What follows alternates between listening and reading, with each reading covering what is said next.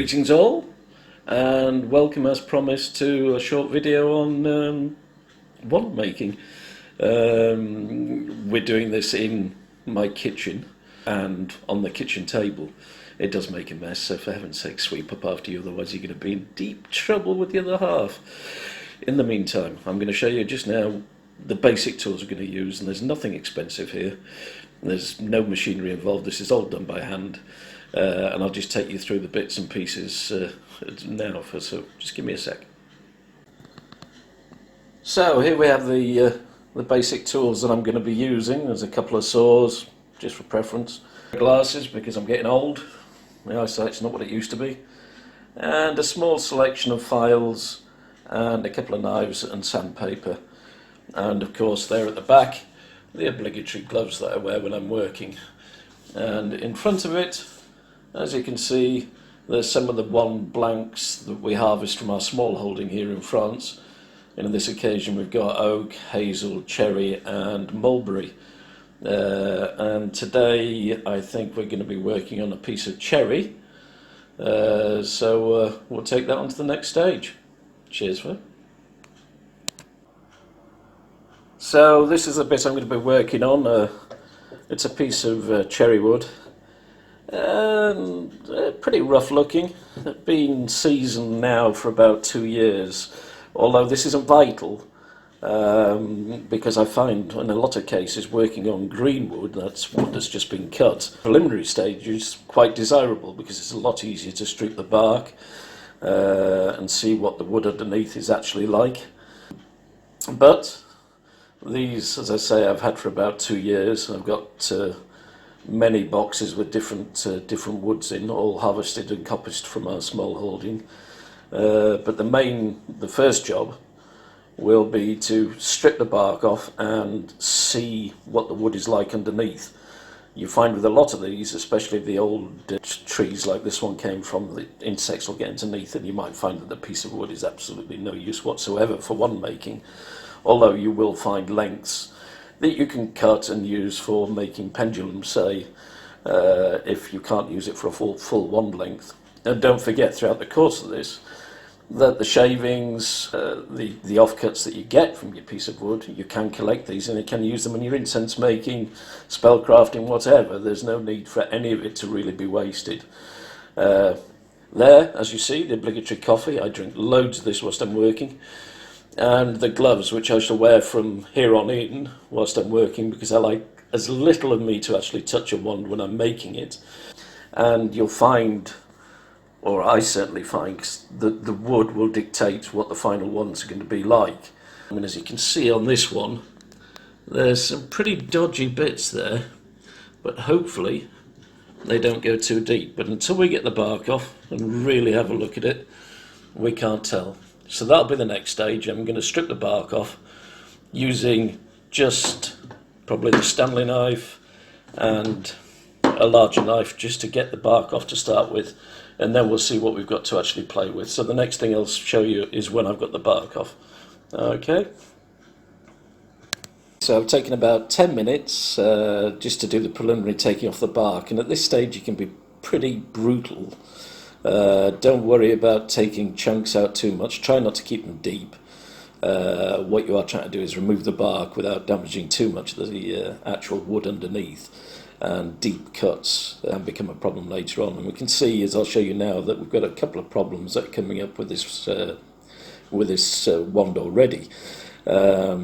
The length, by the way, when I cut it was about 18 inches, which is generally what I cut them at, which is slightly longer than from my elbow to the tip of my fingers, which is a traditional wand length. But I'll show you what sort of state we're at the moment and what the problems are and what I'm going to do next. Okay, so you can see I've taken the bark off pretty roughly, not worried about it too much, and pretty well it seems pretty sound until we get down to here. Now you'll see, excuse me, I've taken my glove off because using a phone it won't let me do things without taking my glove off to do it, but I'll point it out with my finger without touching the wood. But here we've got holes from insects that have drilled into the wood, a split there, another hole there, and this seems to be the worst section. But what now I've what I've got to do now is actually take those back and see how much damage we've actually got from that and how deep down it goes. Because that's going to affect the overall length of the wand. The wood you use has got to be sound, otherwise it's pointless doing it. So I'm just going to try and dig those back now and find out just how bad it is. And I'll come back to you in a minute and show you what I've had to do. Okay, as I suspected on this occasion, the end of this piece of wood is going to be of no use. Those holes, I don't know how well you can see those, but they're still going into the wood. I'm over halfway through, and likewise that one's still going in. And as I'm taking it back, I'm finding they've been tunneling inside the wood. So basically I'm going to have to lose that end of this wand. This isn't going to become a full-size wand now when it's finished. It's going to be a shorter wand, but then not everybody is the same size and not everybody likes the traditional full-size wand. But I'll cut that off now, and then we'll see how we go from there. Okay, so I've cut off the insect damage, and as I hope you can see, let's just turn this round. We are now down to solid wood, which is good. And so this is what we've got. We're left with overall probably just over a foot long. And now I'm going to start taking off the rest of the bark that's there and check that the rest's okay. And then we'll have a think about what we can actually do decoration-wise with the one we've got here, which is something you have to think about before you start doing the rest of the carving. But I'll just take that off now, and then I shall come back to you again. Well, that's after I've had another drink of coffee, of course. Okay, so whilst doing that next bit of cleaning up, we have discovered yet more problems, as is the case using these older woods. As you can see, we've lost quite a lot of the end already due to the wear of insects. And certainly down here you can see that I've now got a big cut into it there. And if you have a look closely, if I can get it, you can see, oops, let's get it to just stay so I can, okay, you can see here where the action is, where they've been going through the wood on the inside. Now I've got to really, this is getting to the stage now where I'd be thinking, is this worth continuing with this piece of wood? I think we can keep going a little bit longer. What I'm basically going to do now, because of the way this is I'm going to have to lose this bump here and this one here, which I'll do with a saw. I'll take it off with a saw. And then we'll start just gently carving back and see if there's enough solid wood left inside this to be able to create a wand from it. That's my next bit of work. So I'll do that and then I'll come back to you. Okay, decision made. This is where we stopped trying to make a wand with this piece of wood. As you can see here, after more cutting back, sawing off the bumps and then continuing down, we have got the termite or whatever it is damage right down into the core of this piece of wood, which is a shame because it has a lovely grain when it's finished. But that has made it, and as you can see back here, it's all the way through. This piece of wood will never become a wand. We'll stop with this piece, and I will pick up with another piece of wood, let you know what I'm using. The technique will be the same. This is the luck of the draw when you have old bits of wood that you want to turn into a wand. Some will, some won't. And this is a classic example of one that you really can't do anything with. Okay, so I shall come back to you when I've chosen another piece of wood from the box.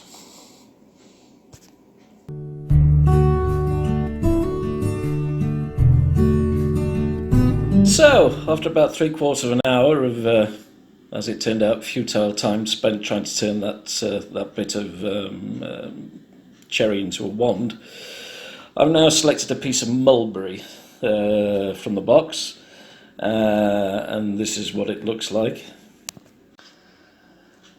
There it is, a piece of mulberry again, about 18 inches in length, and we'll have a go at this now. And I shall press straight on and try get it to the Similar sort of position that we were at with the last piece of wood. One coffee later and maybe a cigarette. Yes, I am human. And we'll get going on it.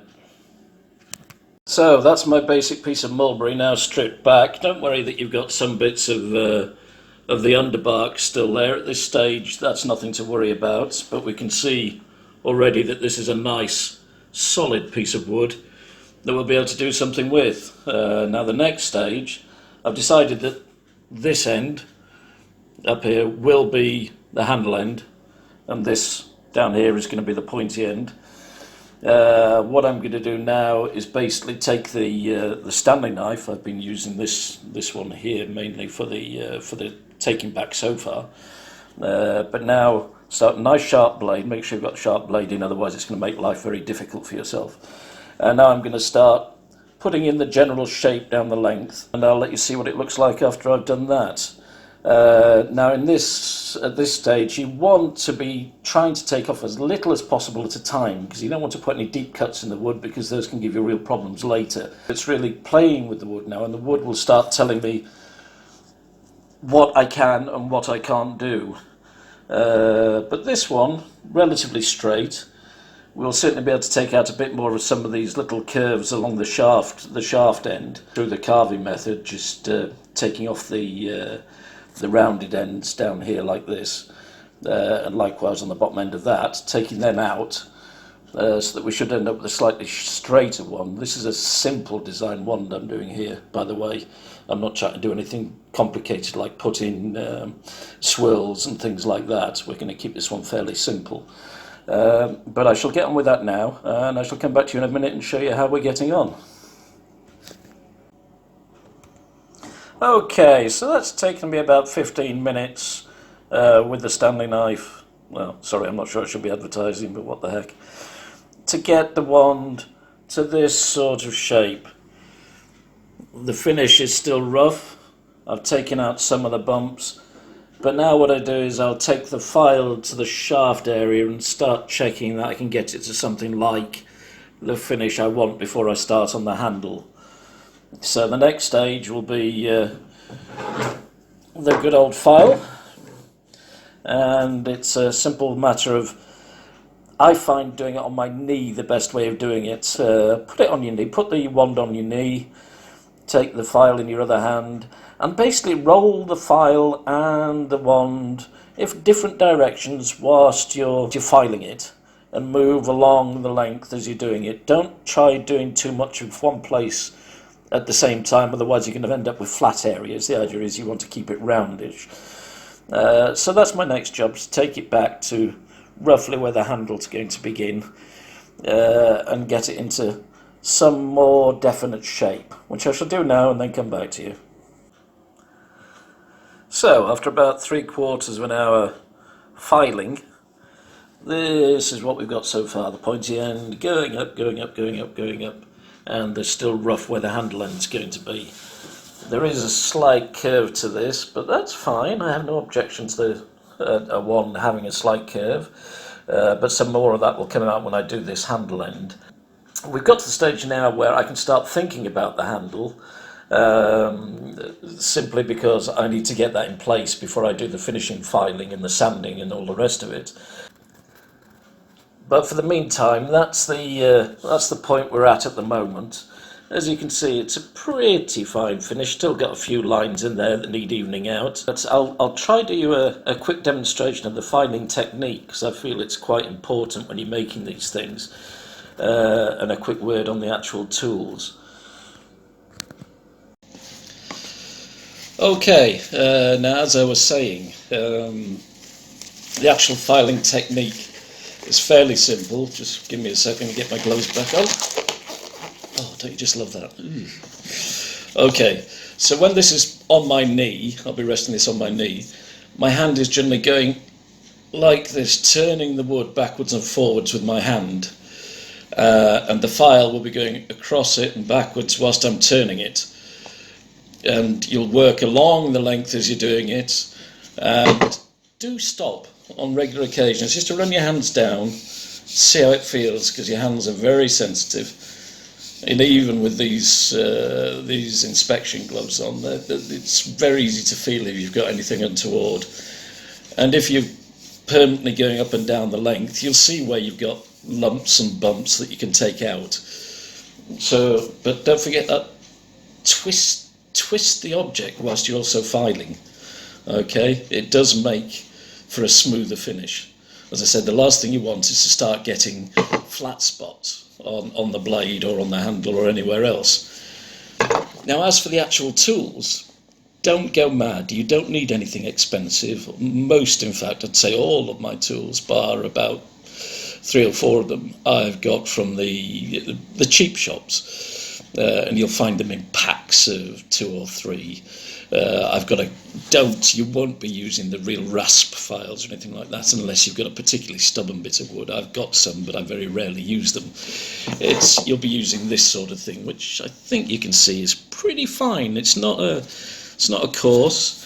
It's got a rounded back and a flat head, which is ideal for when you've got curves and things like that you want to deal with. And my other major files really that I have are the round files. These, you'll see why I use these later, but they're very, very useful. So, I mean, tools aren't expensive. You don't need to go out and buy top market ones or anything like that. Collect them as you go along. Basically, you can make a wand with 2 or 3 files, tops, a good knife or a couple of good knives, and some sandpaper, and that's all you need, and the rest of it is down to patience and time. So, after a short break for more coffee, because I can't get enough of this stuff, talk about an addict, we'll get on. I'll start showing you what I start doing when I start working on the handle. In the meantime, just something else that's come to mind. I mentioned green wood before. I mean, these have been seasoned for over 2 years, which basically means kept in a cool, dark, dry place and just left there. But using green wood, you can use green wood to make a wand. There's no problem with that. It's easier to get the bark off when it's green because it comes off in long strips. It's generally harder when the bark is hard as well. But you can use green wood. The one problem you'll have is when it comes to the finishing. Because it's green, it's still very porous, and you won't be able to get a fine finish. You might find that you can get a satisfactory finish, but you'll probably have to leave it for it to dry before you can get the really fine, smooth finish using the sandpaper and that, because it'll always keep lifting the grain when it's green, and you'll not get a satisfactory finish on it. As far as people go about wood splitting, if you use green and it drying out after you've actually done the thing, I've had one wand out of hundreds that I've made that actually split through the drying out process. So really that is very, very rare. So I wouldn't worry about that. If you want to use green wood, fine. I started off just using green wood until I'd built up a stock of dry woods to use at a future date. But I mean, it's a pain in the backside, to be honest, if you're going to wait 2 years for a piece of wood before you can carve. Most people want to be a bit more instant than that. So it's perfectly okay to do this in green wood. As I say, it'll just be the final finish. But you've got a working wand, you've got what you can use. It will get smoother, it will probably get darker with time, but you will be able to get the finish you desire over time, and waxing, of course, and things like that. But I'm going to take a break, and I shall come back in a while, and we'll start preparing the handle end. See you in a while.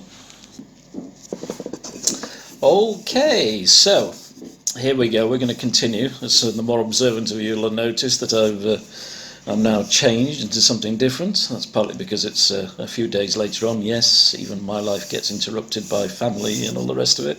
But as far as the wand goes, we're continuing from where we left off. And as we said before, this time we're going to be working on the handle end, which you can see it's got a bit of a bow in it. Still rough. But we need to be now, before I can try get the maximum straightness out of the shaft end, I need to deal with the handle end. Now to start with, you've got your wand, hold it as if you were going to hold your wand, like so. I always leave a bit at the end, because this will become the pommel, and then we'll work from about there for the handle, so that it is a hand width. So just taking a pencil, just make a mark at the back and at the front. Okay, so now we have the two marks indicating where I'm going to be doing the major work. I'll come back to you in a minute. I'll just basically I'm going to turn those into rings that go right the way around the wand, and then we'll start taking it back and making the handle section. Okay. Right, so I've made my two marks, the one at the back there, the one at the front of the handle grip. And what I do now is I take one of these round files that I mentioned earlier, and what I'm going to do is I'm basically going to file round the shaft so that I get a groove going round at the front and at the back. Once I've done that, then I'll start filing the handle itself, get rid of some of the bow, come to the pommel in a minute, but I'll get those two bits done first and then come back to you. Right, that's taken about 10 minutes, but as you can see, we've just filed around the lines and we've put a couple of notches in there. Not too deep, I'd say they're probably about 5mm, or 1/8 of an inch, whichever way you want to look at it. Now remember, at this stage, what I'm doing now is making a wand. How I'd make one, the decoration is entirely up to you. But I'm just going to go through what I do with this particular wand. Now on this one, because it's quite a long wand, you know, it's a full size one, I'd personally want more of these marks along here, more of these grooves, and then turn them into more like discs going down for decoration to mark the end of the handle. So I'd repeat the process. I'd put my marks in. We'll have so we get 1, 2, 3. We'll have 4 discs. So I've just put my marks on where I'm going to use the file. Okay, so I'll put those in, and then we'll start on the actual handle. I'll show you what I do next after I put those discs in. Exactly the same process. Just using the file as a saw, virtually, just backwards and forwards, follow your line round, and you will end up with something like that. Which, though very simple, is quite effective. Okay, the glasses have had to go on so I can see what I'm doing. But as you can see, on this one here, so just get something to point with. This one here, I've started taking it down to look more like a disc. These two here I've done nothing with. This again is pretty simple. It just takes a bit of time, but basically take your file. The one I'm using is my round back file, although I'm not using the round back at the minute.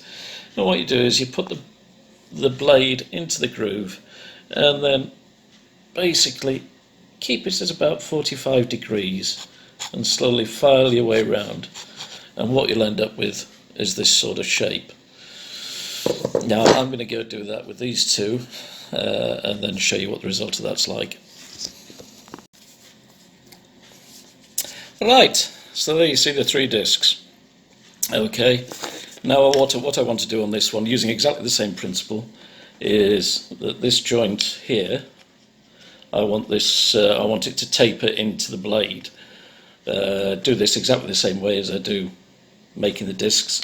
The same with the joint onto the handle, and again from the end of the handle part into the groove here. And whilst I'm doing that, I'll also file the handle back as well, so it'll just leave the pommel. So I'll do that now. There's nothing complicated here, it just takes time. That's all that's involved. It's probably taken me there about 20 minutes to get these rough carved, and it'll probably take me another half hour to get to the stage where I'm down to the pommel end. But I'll do that now, and we'll come back and take it from there. So there we have I've led it into the handle and led it into the blade itself. Okay, with your 3 things, moving along to the back end, and I've taken it into the groove. Now the only problem we've got now, well, it's not really a problem, is dealing with this end. On the wands I make, I particularly like to have a pommel on the end because I think it finishes a wand off nicely, which is what I'm going to do with this one. Basically what you do is I'll carve from about the middle of this, call it a rectangular block, to the end in little pieces, if it's almost as if I was sharpening a pencil, but not as sharp. It'd be doing it gently going round, and the same going into the cut here. And so what you end up with is a very rough sort of ball. The finishing again will be done with the file. The cutting itself, I'll use the Stanley knife because you need a good sharp edge to do this. But I'll get it taken back a bit, and I'll show you what it looks like when you're part way through cutting the ball back. So basically what you can see here is I've started rounding off the end. This is basically using 3 cuts going round with the Stanley knife. It's cutting back to start with from the middle to the end, and then a slightly shallower cut to the end, and then another cut very near the end. And what does he do? Start getting the rounded shape. Now I'll do the same with the other end, cutting in. You've got to be a bit more careful now because you don't want to go cutting into the blade, into the handle that you've already made, and leaving great big cut marks. So I'll do the same to bring that in, and then the rest of it's done with the file after that, as I say. So I'll go a bit further and then show you the result. So I've cut back to the where I've made the file groove, and we've started getting the rounded shape. Now the rest of the work is just with files. I'm not going to show you that, but basically I'll take the round file back into this groove down at the bottom to re-establish the groove there, and then I'll use the flat side of the file just going round and round until I get the finish I want on the pommel. So here we have it. A little bit of time spent shaping that and taking it back with the file. I tried to cut it, and we've ended up with the pommel on the end, the handle, the ornate bit where it joins the blade, and then the blade itself. So all in all, looking something like that. Now this, to all intents and purposes, is just about done. All I've got to do now is spend probably about an hour sanding, refiling where I think it's needed, and just generally cleaning up and getting the finish I want on the wand. And we'll take that from there. this sort of thing, by the way, you know, you remember when I said it's okay to carve a wand in green wood. This becomes very difficult to do when you're trying to do it with green wood. This is where you really need your wood to be dry when you start doing features like this. But apart from that, let's get a finish on it and see what it looks like. And there we have it, folks. One mulberry wand in all its glory. The only thing that's left for that now is for waxing, but that's taken back now. It's very, very smooth and it looks the part, I think.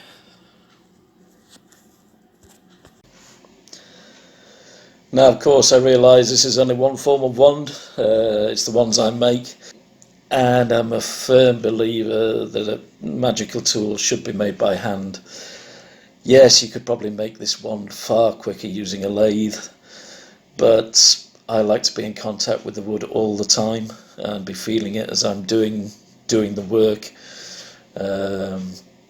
and I'm particularly happy with that one. That's a nice wand, and different. In fact, it's mulberry, a wood that's fairly hard to come by. We're very lucky that we have one growing in on our small holding here in France. And likewise, the finishing of it, I'll use a beeswax. Again, we're lucky that we keep bees, so the wax is natural as well. And I think that one will be very, very useful. Now, decoration, as I say, is entirely up to you, and I know just using a stick, you need to have to use a wand at all, really, if you don't want to. But if you do want to make a wand, you are perfectly capable of making that wand.